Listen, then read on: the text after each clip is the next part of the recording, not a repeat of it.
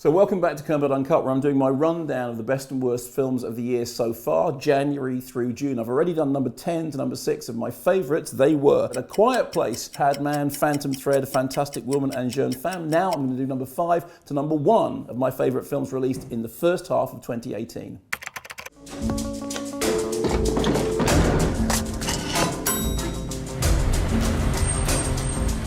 I want you to hurt them.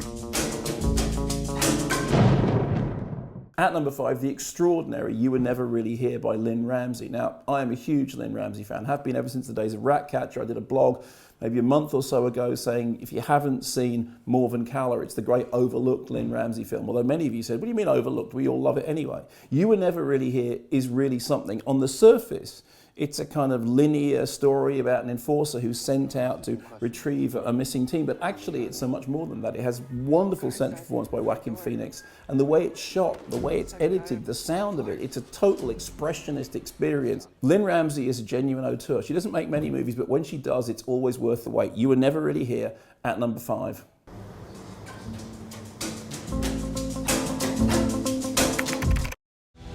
Do I look like a boy? It's me. See? You're Breadwinner! Shasia? When you're a boy, you can go anywhere you like.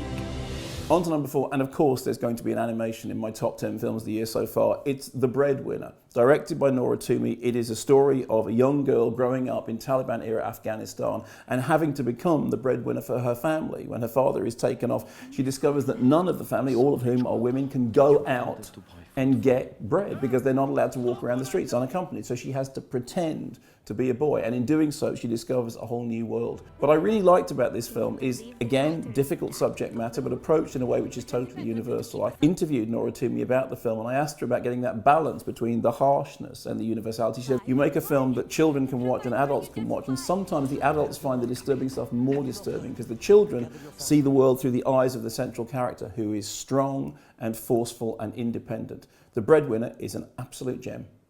Is it a happy story or a sad story? Just wait and see.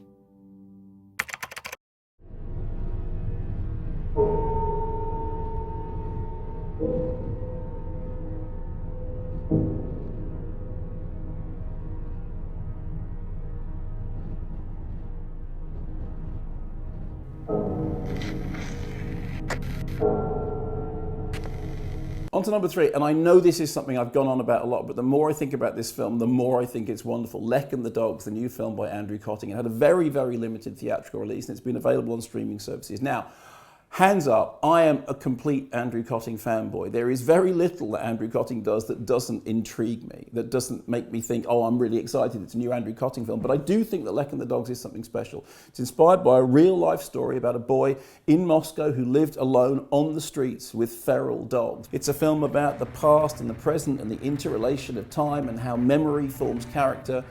And like all films by Andrew Cotting, it's a philosophical dream work and it's a brilliant, inventive work that takes cinema and takes it somewhere else. If you've never seen an Andrew Cotting movie, this is a very good place to start. Although, if you've never seen an Andrew Cotting movie, what are you doing with your life?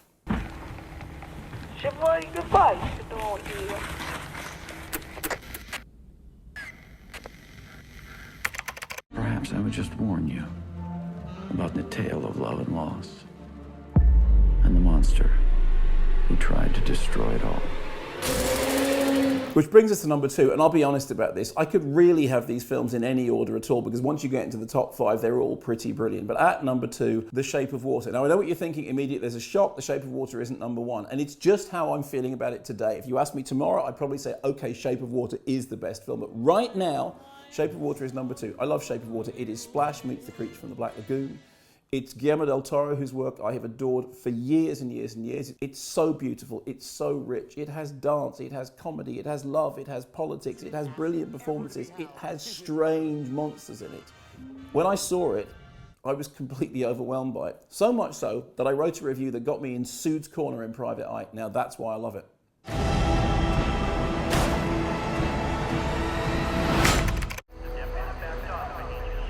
It's not a drill.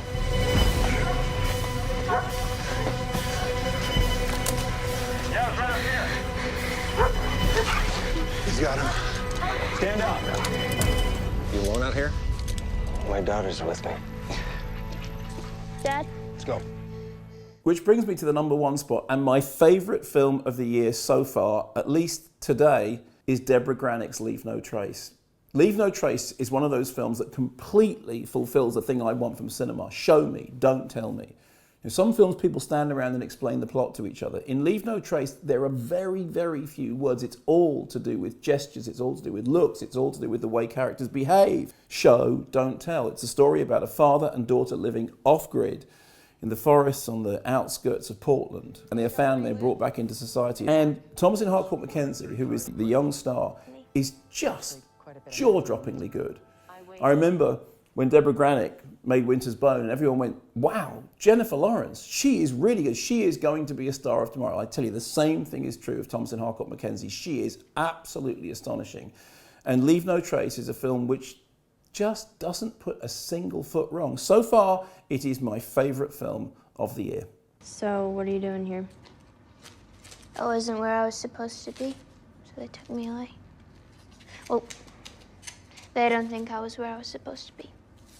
So there we are, my top 10 films of the year so far, January through June 2018. To recap, they are number 10, A Quiet Place. At number 9, Padman. Number 8, Phantom Thread. Number 7, Fantastic Woman. And number 6, Jeune Femme. 5, You Were Never Really Here. 4, The Breadwinner. 3, Lek and the Dogs. 2, Shape of Water.